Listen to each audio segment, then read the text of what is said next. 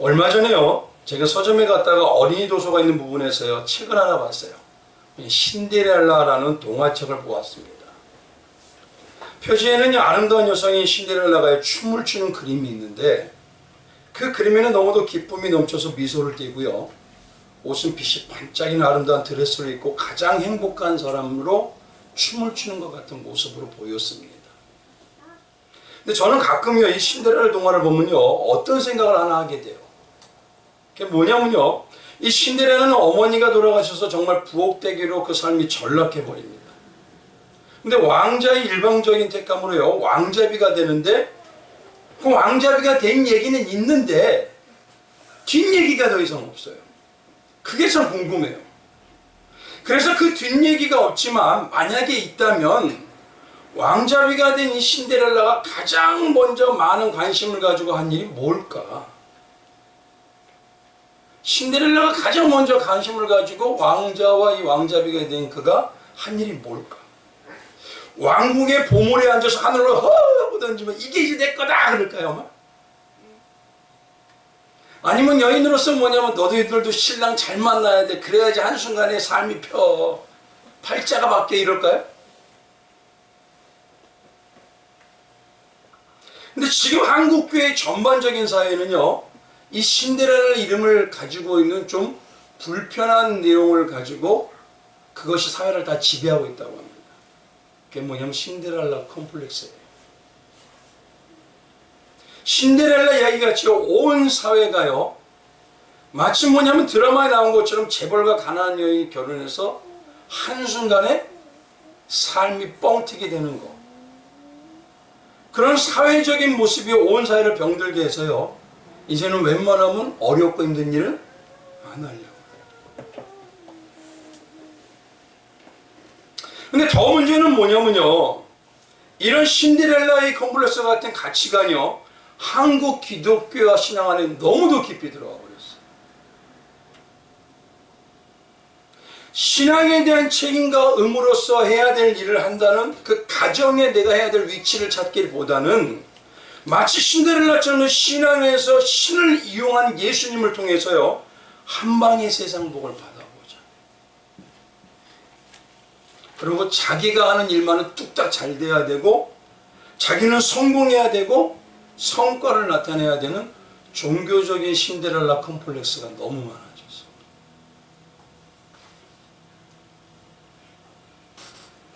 그런데 왕자비가 되어서요, 많은 것을 소유한 신데렐라고 해도요, 만약에 왕궁에서 여전히 부엌대기의 그 시절의 사고방식, 그것만으로 살고 있다면 그녀의 삶은 아무도 뭐냐면 파경에 이를 겁니다.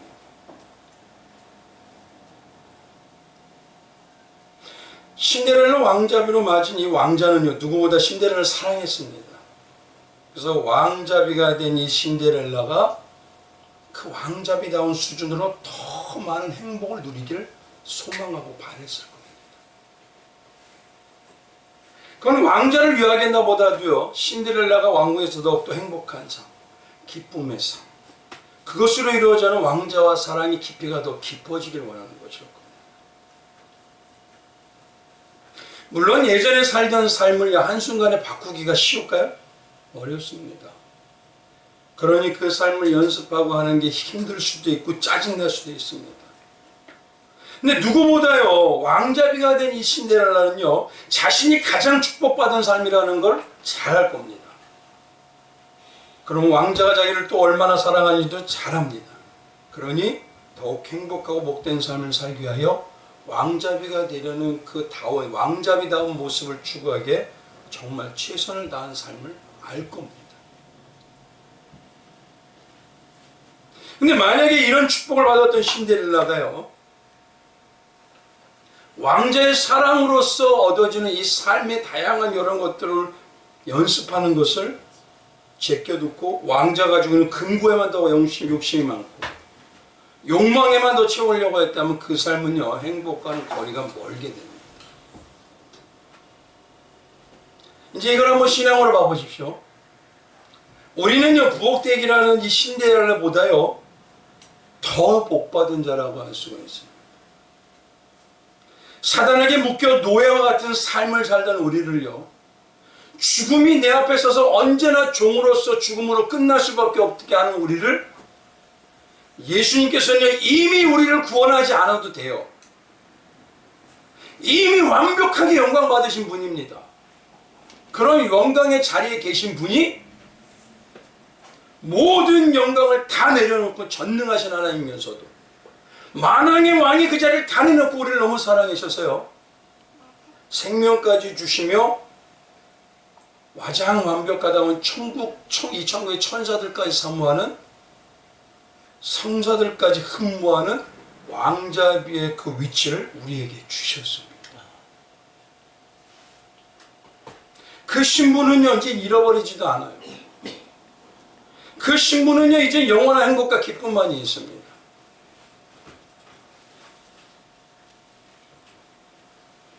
그뿐만이 아니라 하나님께서는요 이제 우리의 모든 삶과 인생에요, 그냥 두지 않고 하늘의 것을 모두 동원하셔서라도 절대 실패하지 않게 만들어내십니다. 그리고 보호하시고 역사해 내십니다. 하나님이 세 분.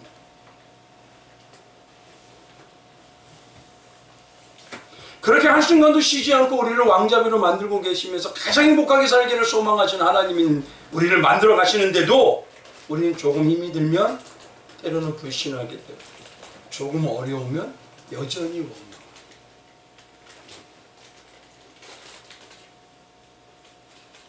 그렇게 여전히 변하지 않는 모습이요, 어떻게는 더 나가서 오히려 예수님의 집인 교회에서 왕이신 예수님을 밀어내고 자기가 주인처럼 되려고.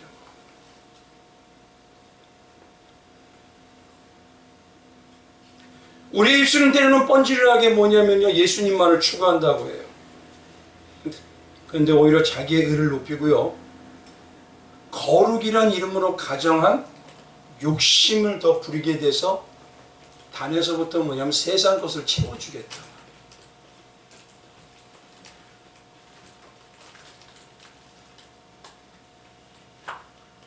마치 교회가 어떤 모습이냐면요, 어린아이들이요 뭐냐면 어린아이들이 되어서 서로 누가 세상 복 더 많이 받나 경쟁하는 모습.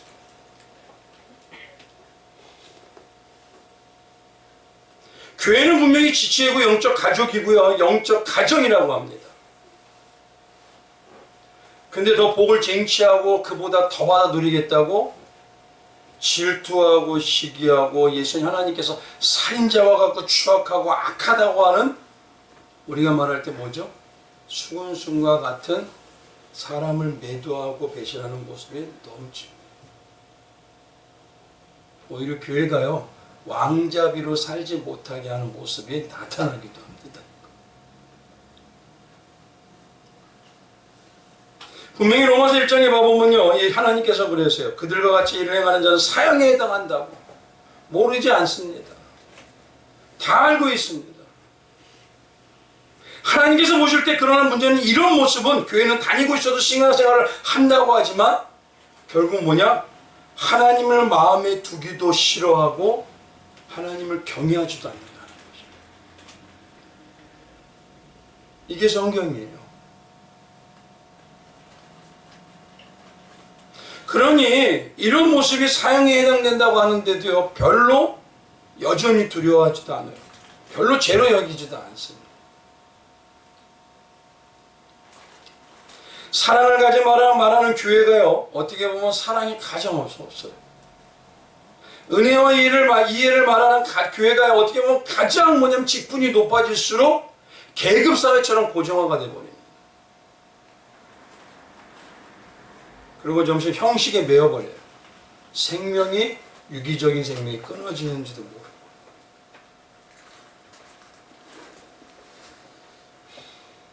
그러니 이제는 교회가 더 성도들에게요, 뭘 사모하게 만들어야 되죠?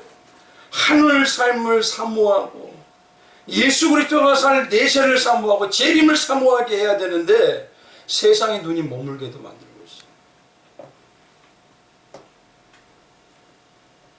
성도의 능력은요, 하늘의 왕국을 바라보는 삶이 있습니다. 세상에 틀린 나의 자아는 죽고 예수님이 십자가의 생명으로 사는 그 삶이 진짜 세상이 감당 못한 능력의 삶입니다. 근데 오히려 이제는요, 장소만 바뀌었어요. 세상이 아니라 교회라는 장소만 바뀌어서 마치 세상 것을 신이란 분의 힘을 더 빌려서 받아내겠다는 욕망의 냄새가 점점 짙어집니다.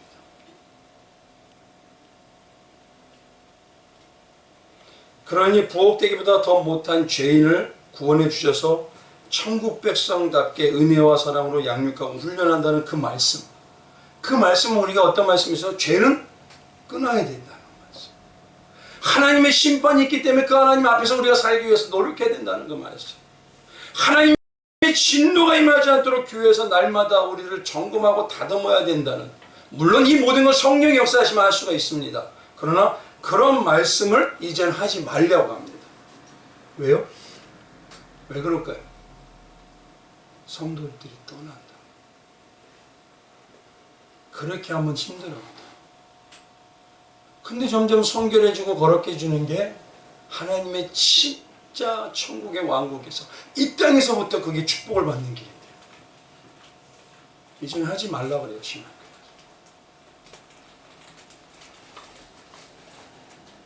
물론 이 교회의 거룩함을 해치는 누룩과 같은 죄는요, 단호하게 끊어야 됩니다. 치리도 해야 됩니다. 실제 교회의 모습을 보면요, 진짜 교회를 흔드는, 진리를 흔드는 신앙의 삶의 죄는 오히려 무감각해요.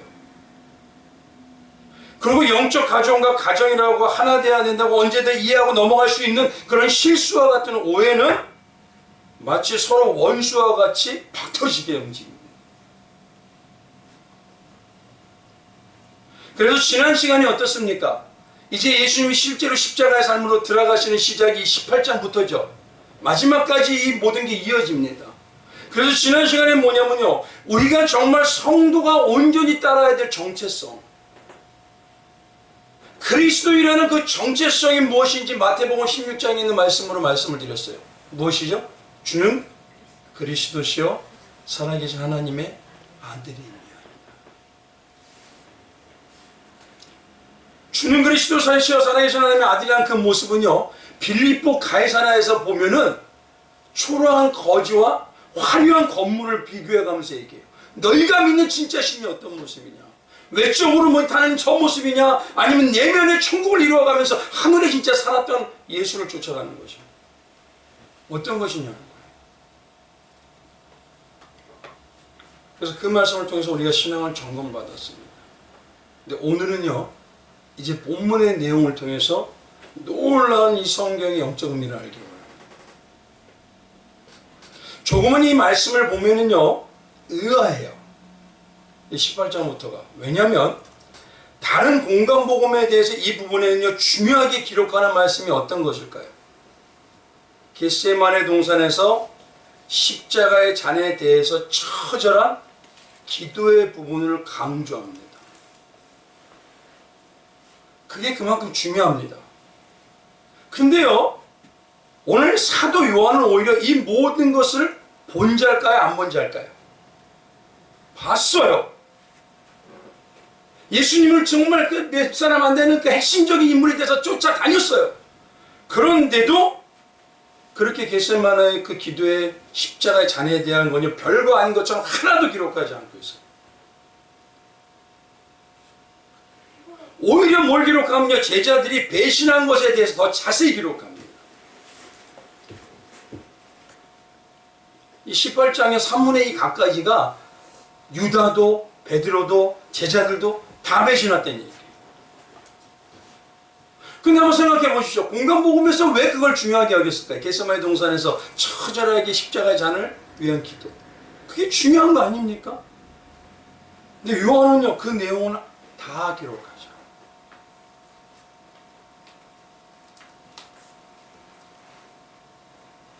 그래서요, 오늘 이 부분에 대해서 영적 의미에 대해 말씀을 드리기 전에 다음 시간에는 뭘 얘기를 하냐면요, 18장에서 가장 중요한, 그렇게 사랑하고 모든 걸 주었던 제자들의 배신에 대한 것, 그것을 가지고 지금 이 교회 안에 왜 이렇게 배신과 분쟁과 수군거림과 뒷담화 같은 그 모든 것이 난무하는지, 무엇이 안 되고 있기 때문에, 또 무엇이 불의한 모습으로 해결이 안 되기 때문에 그런 모습이 나타나는지 성경적인 방안과 대안에 대해서 다음에 말씀을 드립니다. 그리고 그 중에서 한 가지가 베드로라고 하는 제자인 베드로가 3번 부인하지만 다시 회복되는 모습, 그것을 연결해서 내일은 다음 주에 말씀드려요. 이제 오늘은 이 시간에는요, 예수님께서 왜 겟세마네 동산하는 이 말보다 기드론 시내 건너편으로 가시니라 라는 이 말을 더 정확하게 써놓으셨습니다. 분명히 우리는 알고 있는 게 겟세마네 동산의 기도가 나타나는데 그 이유에 대해서 말씀을 드리려고 합니다. 여기 안에요 어마어마한 영적 의미가 있습니다. 예수님께서 가신 곳은요 그냥 마구잡이로 가신 게 아닙니다. 하나님께서 뜻하셔서 때에 따라서 행하신 행보였고요, 어느 곳에 들어가든가 어떤 곳에 특별한 말을 하실 때는 그것을 통해 제자들뿐만 아니라 우리들에게도 깨달아야 될 중요한 말씀이기 때문에 그 말씀을 꼭 하시고 거기를 가신 것입니다. 그래서 오늘 이 부분에 대해서 공간복음의 마태마가 누가복음에는요 잡히시는 곳이 겟세마네 동산이라고 하고 거기에 또 다르게 감람산이라고 말합니다. 그만큼 중요하다는 거예요. 그리고 땀이 땅에 떨어지는 핏방울 같이 기도에 대해서 강조합니다. 십자가를 질 때 그만큼 지기 전에 기도가 어마어마하게, 우리의 삶에서 십자가의 삶과 동행할 때 되면요 하나님과 같이 교통하는 게 그만큼 대단하게 중요하다는 걸 말씀해 주시는 거죠. 그런데요 오늘은 이 요한은 다르게 1장 2절에요 특별한 말을 합니다. 한번 같이 제가 읽어보겠습니다. 우리 한번 읽어봅니다. 시작. 예수께서 이 말씀을 하시고 제자들과 함께 기드론 시내 건너편으로 나가시니 그곳에 동산이 있는데 제자들과 함께 들어가시니라. 그곳은 가끔 예수께서 제자들과 모이시는 곳이므로 예수를 파는 유다도 그것을 알더라. 누가 안다고요? 유다까지 알아요. 유다도 거기를 잘 안다는 겁니다. 그럼 여기서 중요하게 특징적으로 나타나는 게 2가지입니다. 첫 번째는 뭐냐? 기드론 시내 건너편으로 가셨다는 이 지명과 지형의 그 이름, 지명, 그 지명과 예수님이 행하신 것을 강조하고 있어요. 그리고 2번째 뭐냐면요, 유다도 그것을 알더라는 것을 강조합니다. 그럼 잘 보십시오. 이렇게 볼 때는 뭡니까? 유다도 아는 곳을 예수님이 지금 어떻게 하시는 거예요? 오히려 작정하시고 들어가시는 것 같아요. 유다가 잘하는 곳에 담대하게요 오히려 예수님이 이동하십니다. 그 뭐라는 거죠 지금? 잡아가라. 그럼 왜 이렇게 이 배경을 강조를 하고 있을까요? 사도 요한은. 그래서 다시 한번 말씀드리지만요, 성경을 조금 주의 깊게 읽은 분들은요, 사복음서를 읽은 분들은 잘 아시지만 공간복음에는 예수님의 마지막 순환의 장면이 아까 말씀드린 대로 겟세마네 기도와 땀이 핏방울이 되는 고통스러운 장면, 그리고 아버지 하나님 이 잔을 지나가게 하옵소서 하는 부탁하는 처절한 모습, 그리고 제자들에게도 뭐랍니까? 내 마음이 너무 힘들다, 나와 같이 함께 깨어있자 하는 그 모습. 그것뿐인가? 십자가상에서는 뭐라고 시작하죠? 나의 하나님 나의 하나님 어찌하여 나를 버리시나이까. 이런 해절한 인간적인 호소에 대한 부분은요 아예 없습니다.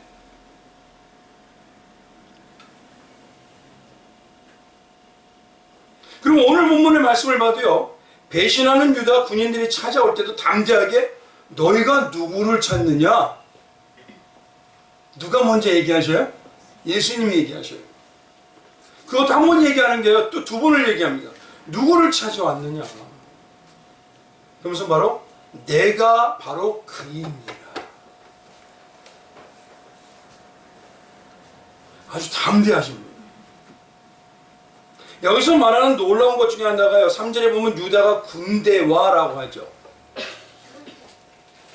이 군대라는 말은 헬라어로요 스페이라고 합니다. 그래서 뭐냐면 군단의 10분의 1에 해당하는 양으로서 600명이에요. 지금까지 예수님이 어떤 무력을 사용하셨나요? 예수님이 오히려 잡히실 걸 예언하고 말씀해 주셨죠. 그런데도 군인의 숫자로 마치 위협받듯이 600명이요. 그 작은 동산에 확 진치고 있어요. 누구 앞에요? 예수님을 엄포하듯이. 무엇을요? 사람의 숫자. 사람의 많은 것으로. 근데 오늘 본문에 보이는 예수님의 모습은요, 다른 복음서와 다르게 대단히 담대하십니다. 너희가 누구를 찾느냐? 내가 그입니다.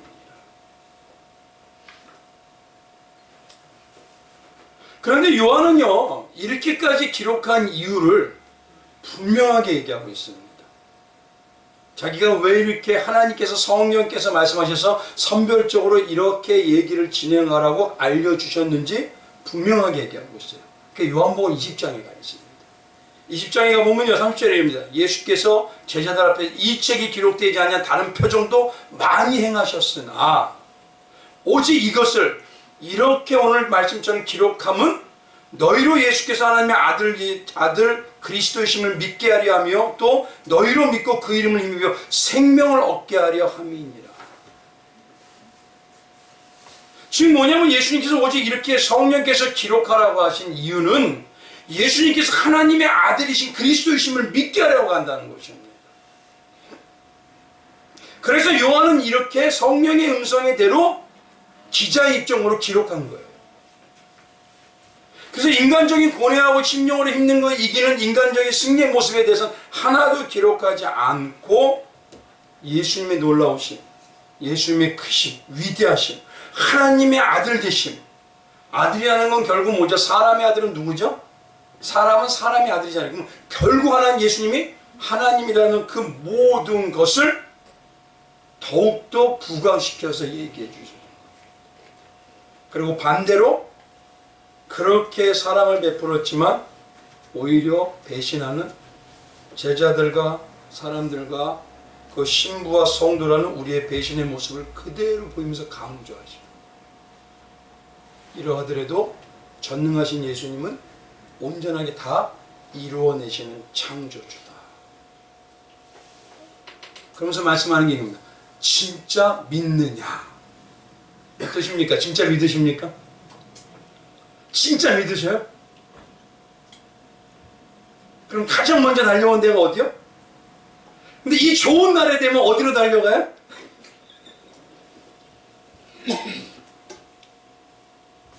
아니 기껏 이거 제가 옛날에 자주 했던 말이 그거예요. 주 하나님 지은 세계는 다 아름답겠지 다 아름답지 않습니까? 그런데 하나님의 가장 영의 세계를 알 수 있는 이 아름다운 이 시간,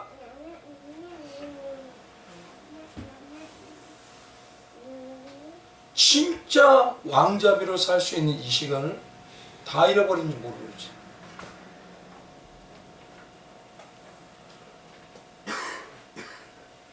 그래서 오늘 이 본문에는요, 예수님께서 당당하게 누구를 찾느냐? 내가 바로 그인이라고 말씀해 주십니다. 그래서 여기서 특이한 게 뭐냐면은 오늘 본문에 가만히 보면 5절에 한번 봐보십시오. 대답하되 나사렛 예수라고는 이르시되 내가 그인이라. 이 말 어디서 많이 들어보지 않으셨나요? 요한복음을 얘기하면서 제가 이 말에 대해서요 한 10번 가까이 말씀해 드렸어요. 이게 무슨 내용일까요? 요가의 어디요? 뭘? 할렐루야.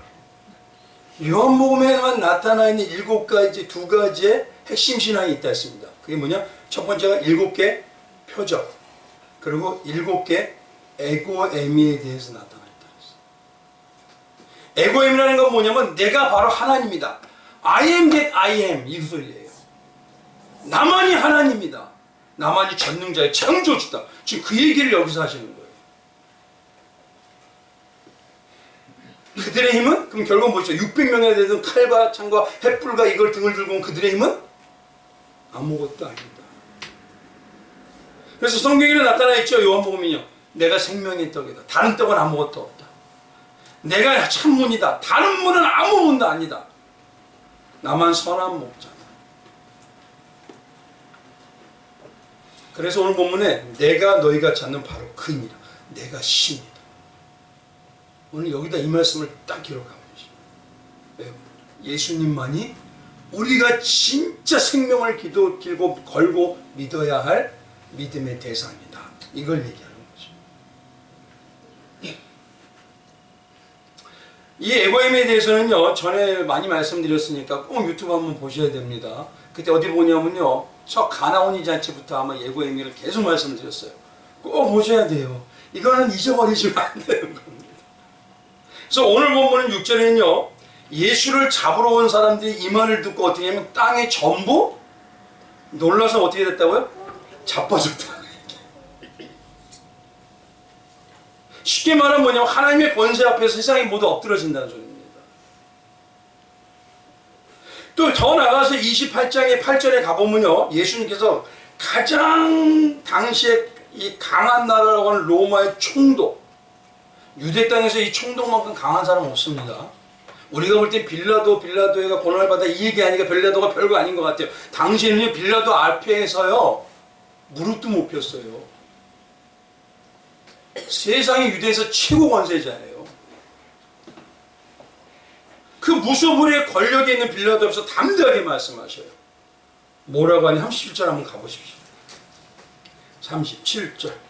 예수께서 대답하여 내 나라는 이상에 속한 것이 아니라 만일 내 나라 이상에 속하였더라면 내 종이 싸워 나로 유대인들에게 넘겨지지 아니할 것이니 이제 내 나라는 여기에 속한 것이 아니라. 그러면서 뭐냐면 빌라도에 대해 그러면 내가 왕이 아니냐? 예수께서 대답하실 때 내 말과 같이 내가 뭐다? 왕이다. 지금 잘 생각해 보십시오. 로마의 속국입니다. 빌라도는 총독입니다. 최고의 권세. 그 앞에서 내가 바로 왕이다. 이 말은 뭐냐면요, 반역죄입니다. 역모입니다, 이건. 근데 그 앞에서 담대하고 있어요. 요한은 바로 예수님만 진짜 왕이라는 걸 끝없이 얘기하는 겁니다. 당시 한번 지난 시간에 말씀드렸죠. 당시 로마 황제는요, 살아있는 신으로 추앙받던 자입니다. 살아서 신이 됐기 때문에 그는요, 어디를 가든지 로마가 지배하는 곳은 이 황제 신전이 있어요. 살아있는 신이에요. 그런 황제의 명령을 받아 유대를 지배하는 자입니다. 신의 대리자죠. 그러니까 어떻게 보면 그 신의 대리자라고 하는 세상의 힘이 막강한 그 앞에서 진짜 신이신 예수님이 내가 만왕의 왕. 우리 성도님들이 예수님을 통해서요, 예수의 영이 충만해서 어디를 가든지 이런 예수의 향기를 발하시길 주님의 이름으로 축원드리겠습니다.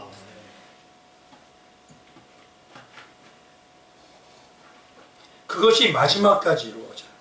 그래서 오늘 본문에서 나타난 첫 번째 가장 중요한 이 잡히신 사건에서 나타난 핵심은요, 바로 예수님만이 참 하나님이고 지금 예수님이 가신 십자가의 길이 성도가 진짜 영육간에 완벽하게 복받고 이기는 유일한 길이라는 걸 지금 실제 그림으로 보여주시는 거예요. 그래서 요한복음 16장 33절에 이렇게 얘기하시지 않습니까? 이것을 너에게 이르는 것은 너희로 내 안에서 평안을 누리게 함이라. 세상에는 너희가 환난을 당하나 담대하라. 내가 세상을 이기었노라. 다시 한번요. 예수님이 진짜 신이죠? 창조주죠? 전능자시죠?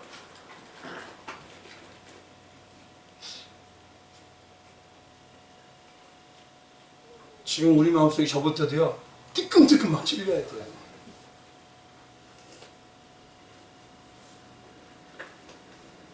겉으로는 한번 봐보십시오.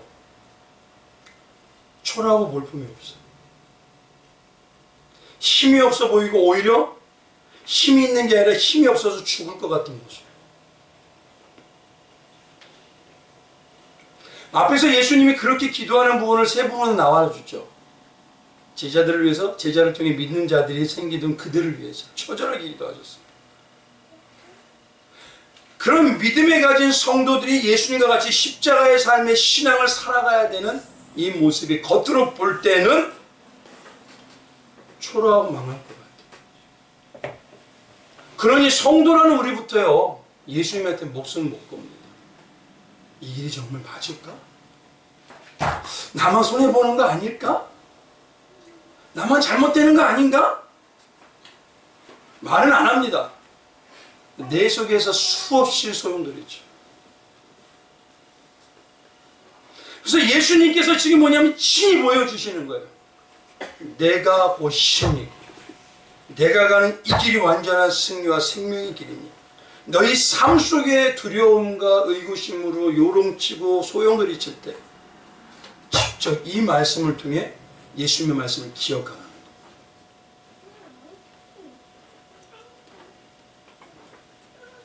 바로 뭐냐면 18장부터요 이 22장까지 마지막 21장까지 하는 그 모든 내용, 요한복음의 전체 끝에 부분이 바로 예수님이 보여주신 나만이 창조주 창조자.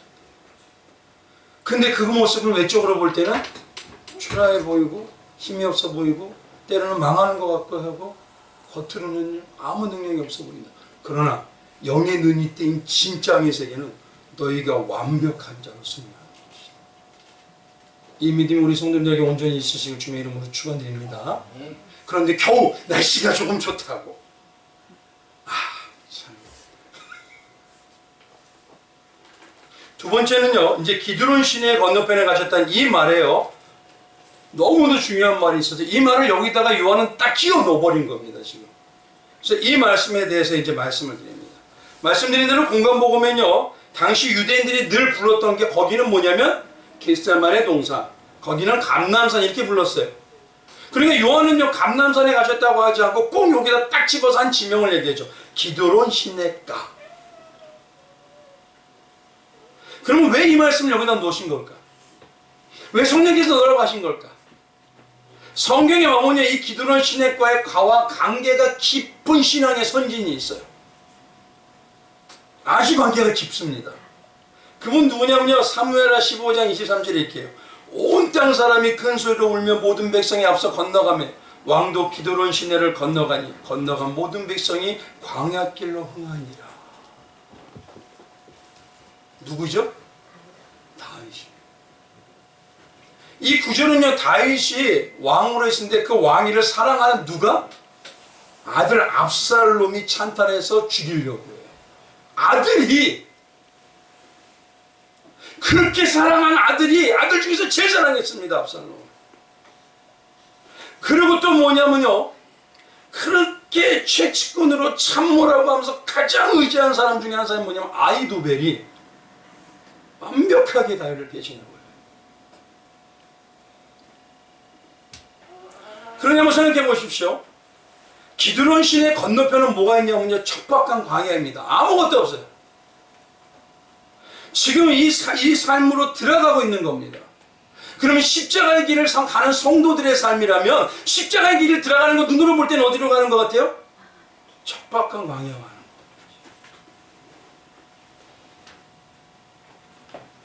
다윗을 따르는 얼마 된 백성들이 얼마나 촬영하면 그 시내를 건너면서 어떻다고요? 온 땅이 울리도록 대성통곡을 했다. 외적으로 볼 땐 그거죠. 이제 끝났어. 세상은 잘 돼가고 있는데 우리는 다 망한 것 같아. 참 웃기는 소리입니다. 한번 여쭤볼게요. 지구가 멸망할 때까지 성경이 없어질까요? 하나님 성경대로 역사 안 하실까요? 지금까지 우리의 눈으로 보고 다 맞춰봤을 때 성경의 예언들을 다 데려가고 있죠? 그런데 왜 안 믿죠? 모르나요 이걸? 알면서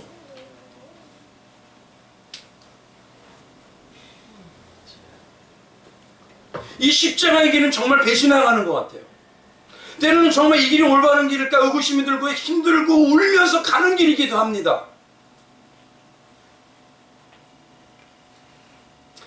겉으로 볼 땐 사람들이 그러죠. 절에서 이 험한 세상을 살아갈 수 있겠어? 아이고 저 멍청한 날마다 저렇게 하나님한테 붙들고 있다고 하나님이 한 대로 거기서 그 뜻에 따라간다고 가만히 있는다고 살아가서 먼저 치고 들어가야지. 저 곰탱이 같아.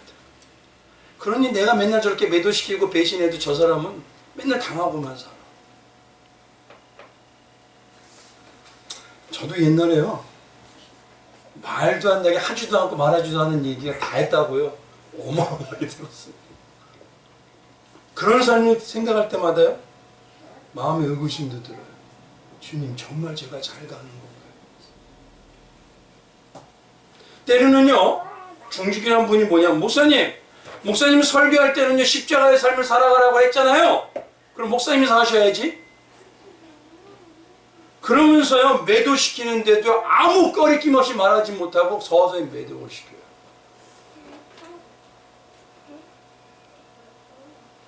폐악함을 알면서도 그 일을 행합니다.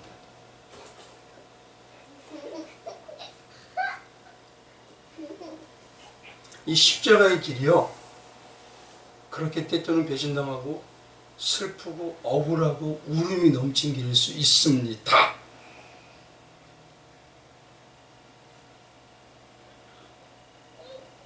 육으로 볼 때는 다윗의 모습은 어떻습니까? 초라하죠. 먼지 꾸댕이죠. 근데 그 이후에 하나님이 다윗을 어떻게 하셔요? 끝인가요?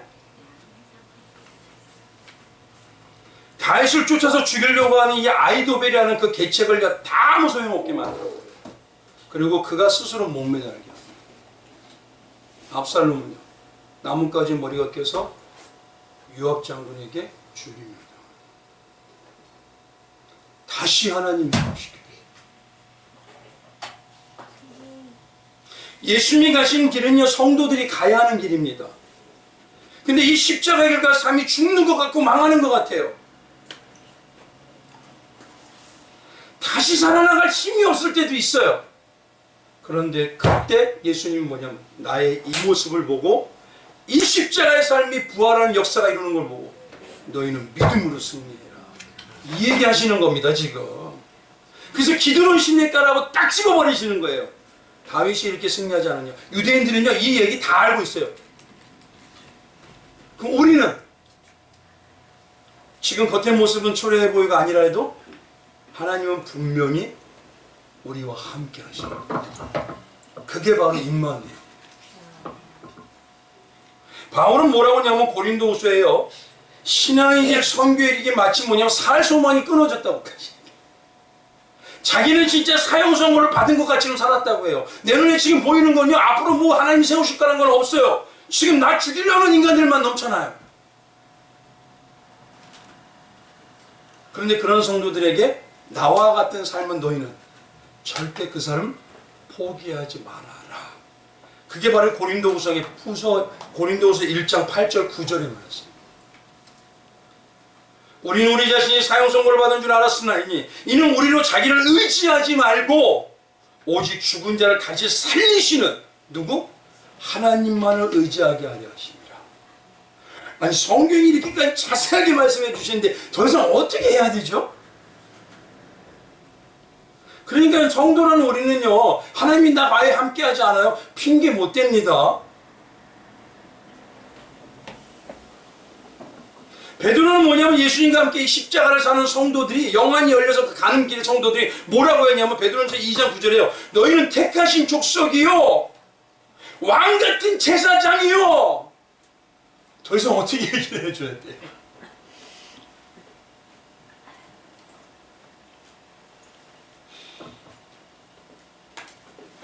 우리의 신분이 지금 그렇다는 거 잊지 말라는 겁니다. 특히 이 기드론의 신하라가는 이 말, 기드론이란 말은요 하나로 뭐냐면 검은, 탁한, 흐려진, 어두운 이 의미를 가지고 있어요. 근데 이 의미를 가지고 있는데 여기서 잘 이제 생각해 보시죠. 예수님이 여기서 뭐 하시는 잡히시는 상황을 잘 생각해 보세요. 예수님은 완전한 빛이시죠.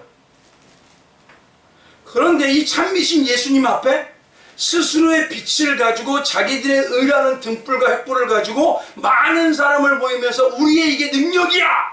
라고 신 앞에까지 와서 자랑하는 모습입니다. 이들이 누굴까요? 성경에 딱 나타난 사람들이 있어요. 마태복음 7장에 보면 있어요. 뭐라고 하죠? 그날에 많은 사람이 나더니 주여 주여 우리가 주의 이름으로 선지자로 됐어요. 나 목사하지 않았나요? 잘했잖아요. 주의 이름으로 귀신을 쫓아냈어요. 나 의사자 아니었습니까? 너무 잘했잖아요. 근데 예수님 나타냈습니까? 자기를 높였습니까? 지금 뭐냐면 이 모든 것들을 어디 앞에서까지 와서 얘기해요? 예수님이 나를 태워주시지 않고 나를 의해주시지 않으면 난 아무것도 안 되는데 그 예수님 앞에서까지 나 이 정도면 대단하잖아요. 교회 안에 가만히 보면요, 자기의 의로 사는 성도라는 이름을 가진 자들이 어마어마합니다. 그 의를 누가 갖게 하셨어요?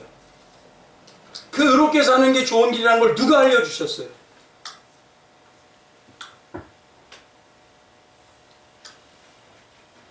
근데 이런 의와 자기의 의를 나타내는 자는요, 신앙 안에서 죽으려고도 안 하고요, 예수의 은혜를 살려고 하면서 그 은혜를 들었다는 건 언제 얘기인지 다 잃어버리고 살아요.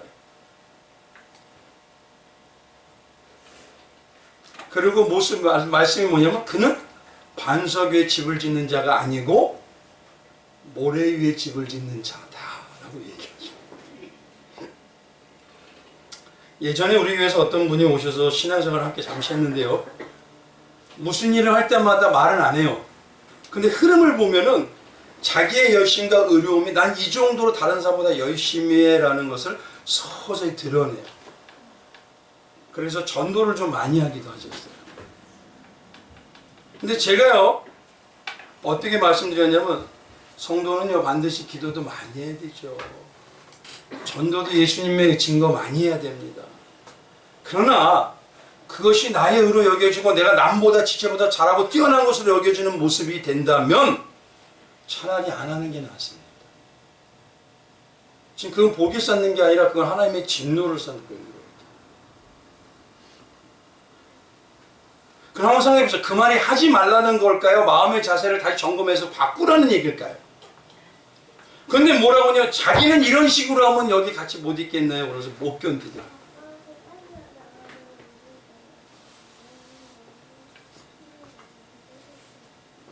많은 수교회 안에서 보면요, 분쟁이 일어나고요, 배신이 하고 수근수근하는 그 모든 것들이 뭐냐면, 명분은 좋아요. 잘해보자고, 올바르게 해보자고. 그러면서 뭐냐면 사람을 매도해요. 뭐가 중요한지는 모르고 있는 겁니다. 본문에 보면요, 자기 의라는 등불, 횃불을 가지고요, 하나님한테 복받았다고 하는 자기 600명의 인간들의 모습, 숫자를 가지고요, 누구 앞에 지금 와요? 참비신 하나님 앞에까지 위협을 해요. 이 정도면 잘하잖아요. 근데 예수님이 뭐라는가? 기드론에서 했죠. 기드론의 의미가 뭐라고요? 어둠이다, 검다, 그것은 뭐라고? 탁한 것이고 흐린 것이다. 지금 뭐냐면 너의 의를 나타내는 것은 너가 어둠이야. 아무리 모습에 보는 등을 비치는 것 같고 햇불을 비치는 것 빛을 다고 여기지만 그건 어둠이고 흐린 것이고 그건 온전한 빛이 아니야. 이 얘기하시는 겁니다, 지금. 한번 생각해 보십시오. 이들이요, 예수님을 잡으러 온 이들이 어땠습니까? 예전에 예수님이 도움이 된다 할 때는 어떻게 했죠? 잡으러 오는데 어떻게 잡았어요? 나 도와주세요, 이렇게 잡았죠. 근데 지금은 내가 더 힘이 있어? 교회 안에요, 의로를 가지고요, 서로 뭐냐면 경쟁하는 게 많습니다. 필요할 땐 예수가 나의 주인님이에요. 근데 만약에 나를 높이지 않고 나의 이익을 챙겨주지 않으면 유다처럼요, 예수님도 교회 안에서 온전히 밀어내고 누가 주인이 돼요? 자기가 주인.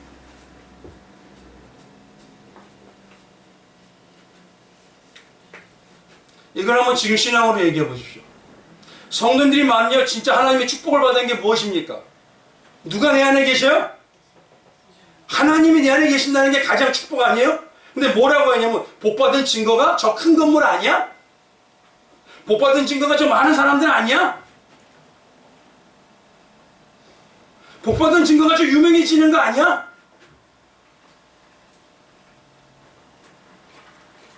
마치 갈멜산에 가보세요. 엘리야한 사람보다 누구요? 이스라엘 민족이 850명의 바알과 아제라를 섬기는 그들을 추종하던 것 같이.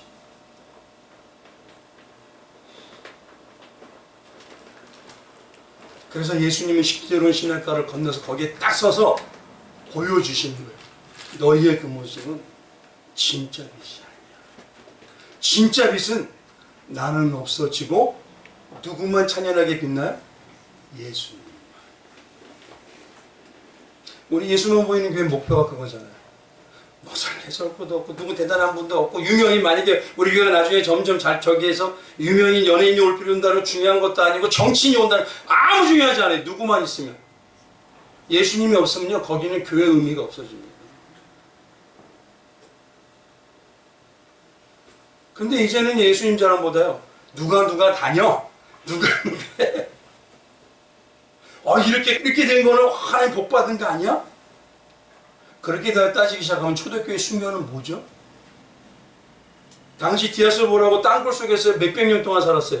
그들의 생명에 그들이 살았던 평생의 수명이 40을 못 넘겼습니다. 자식도 자기도 피부병에서 질질 졸음이 나오면서 살았어요. 그럼 그들은 다 망한 건가요? 신앙의 가치관이 지금 우리가 올바르지 않으면요 지금처럼 외적인 복받은 걸로 평가하게 되어버리기 시작합니다. 물론 하나님의 뜻에 따라 어떤 사람에게는 영권도 주시고 물권도 주시고 인권도 주셔요. 그러나 그건 하나님이 뭐하라고 주신 겁니까?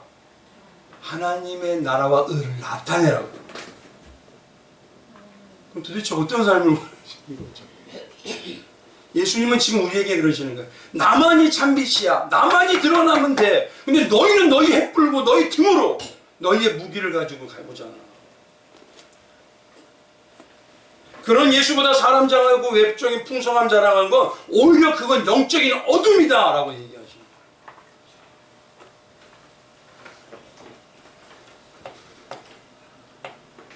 지금 이 시대가 너무 안타까운 중에 하나가 뭐냐면요 성경에 대해서 알려고 하고 예수 그리스도 온전히 제자가 되려는 모습이 많습니다. 좋습니다. 그러나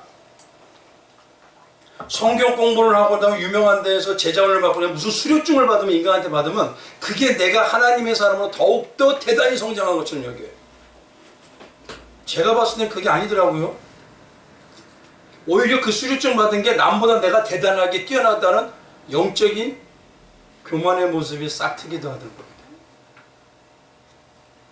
목사들 한번 생각해 보십시오. 왜 그렇게 학위에 목매달죠? 석박사가 뭔데? 세상에서 석박사라고 인정하면 하나님께서 성령 충만하게 해주시나요? 물론 언어적으로 바른 방향을 위해서 공부하는 것도 좋고 더 많은 걸 배워서 깨달으면 좋습니다. 그러나 문제는 그것이 하나님의 관계를 회복하는 건 아닙니다. 근데 뭔가 잘못되어 있어요. 제가 안타까운 것 중에서 교회를 가보면요 교회에서 어떤 목사님이 청빙할 때 되면은 증을 가져오래요. 뭘 가져오냐고. 증. 그분이 정말 예수에게 목매달고 사는지 예수만이 전부로 사는지 성경을 날마다 그렇게 묵상하고 있는지 이걸 보는 게 아니라 증 가져와라 이거예요. 도대체 뭐죠?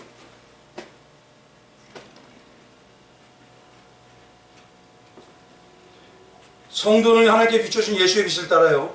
성령의 인도하심에 따라 때로는 기쁨으로 때로는 회개함으로 때로는 감사와 사랑으로 그 순간순간 순종하면 나가면 되는 것입니다.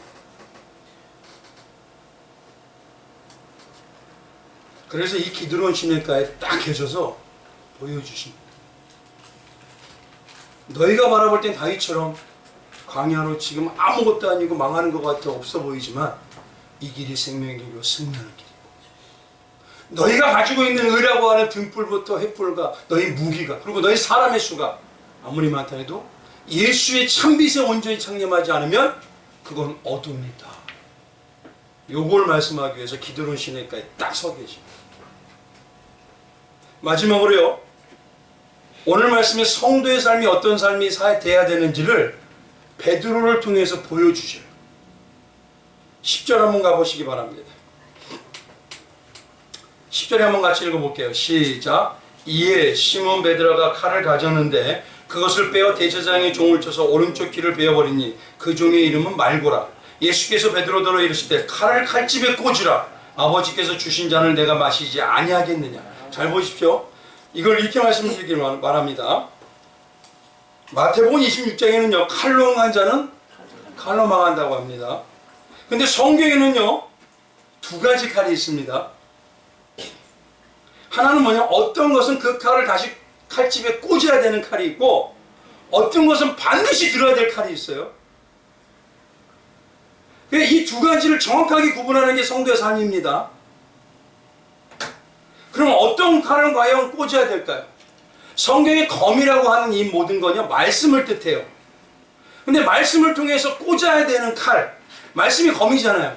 그럼 왜 말씀을 꽂으라고 하죠? 잘 보십시오. 말씀은 누구를 알기 위해서 한 겁니까? 하나님을 알고 예수님을 알고 신앙의 바른 길을 알기 위해서 우리가 배우잖아요. 근데요, 안타까운 건 어떤 분은 말씀을 통해서 세상에 복받는 길을 찾아요. 무슨 얘기인지 아시겠죠? 예수를 통해서 예수를 통해서 뭐가 바뀌고 거룩하게 되고 성결하게 되고 이것을 추구하는 게 아니라 내가 세상에 복받을 수 있는 길을 말씀을 통해서 예수님이 나에게 복 주는 방법 가르쳐 주세요. 그건 결국 누구를 위한 거예요? 그 검은 들어야 돼요, 꽂아야 돼요. 베드로를 통해서 뭐냐? 베드로는 반석이죠, 교회요. 교회는 예수님 말씀을 통해서 너를 높이려는 검은 다시 집어넣으라 이 소리예요. 그 검은 들면 돼, 안 돼요? 오히려 예수님이 대적합니다. 왜요? 때려서라도 가르쳐야 되기 때문에. 물론 이겁니다. 십자가의 삶을 산다 그래서 날마다 피주까지 못 먹은 처럼 날마다 이러고 살라는 게 아닙니다. 성경에 분명히 써 있어요. 너희는 누구처럼 지혜로워라? 뱀의 생각을 정확하게 알고 사단의 생각을 알고 지혜롭게 가라 이거예요. 근데 누구의 뭘 잊지 말라? 비둘기같이 뭘? 영적 순결함을 잊지 말아야 되는 것입니다. 근데 지금 엉뚱하게 해석을 하고 계셔요. 그러면 이번에 들어야 될 칼은 뭘까요? 말씀의 검으로요. 뭐 하죠? 복음의 말씀의 검. 내 안에 있는 죄성을 도려내는 말씀의 검. 내 자아를 높이는 말씀의 검은 다시 집어넣고 말씀을 통해서 누구를 봐야 돼요? 예수의 복음과 십자가를 보며 나를 하나하나 다듬는 성결과 거룩의 진짜 왕자비 같은 모습이 되도록 그 검은 들어야 되는 거죠. 그래서 오늘 베드로를 통해서 검을 가지고 있는 베드로가 세상의 힘을 가지고 있는 말고라는 자의 귀를 뭐하죠? 잘라내니까 너는 그와 같이 세상의 힘으로 사람을 이기는 자가 아니다. 근데 예전에 어떤 목사님들은요, 우리가 예수님을 하나님을 통해서 많은 능력을 받아서 세상을 이기자 이런 얘기 하신 분이세요. 아휴, 그거 일명 뭔지 아세요? 조엘 오스틴이라고 하는 사람이 번영신학이라고 아십니까? 잘 돼야지만 하나님이 복받은 자고 성도다? 그림 한번 보여주세요. 저기 조엘 오스틴 한번 보여주세요. 이 긍정의 힘이라는 게 예전에 성도들한테 어마어마하게 나갔어요. 이거. 이 사람은 그냥 번영신학자입니다. 그 이단성이에요. 이단이 대단하다고 그랬어요. 그럼 날마다 복받은 거 잘 되고 세상에 충만한 사람만이 하나님의 그럼 사람인가요? 그럼 우리는 다 그럼 저주받은 자들이네.